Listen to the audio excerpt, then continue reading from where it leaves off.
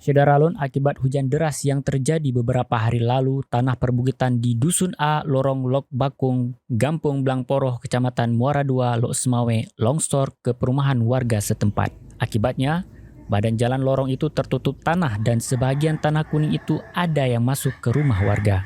Kepala Dusun A, Bustami, mengatakan pihaknya akan segera melakukan pembersihan tanah itu agar akses warga melewati jalan itu bisa kembali dilalui. Pihak perangkat kampung setempat juga mengajak masyarakat untuk sama-sama bergotong royong membersihkan tanah yang longsor dari perbukitan setempat.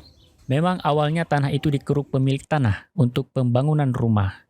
Namun karena belum terrealisasi, menyebabkan bekas kerukan tanah itu juga ikut amblas ketika hujan turun deras. Dari Lok Semawe, Zaki Mubarak, Serambi On TV.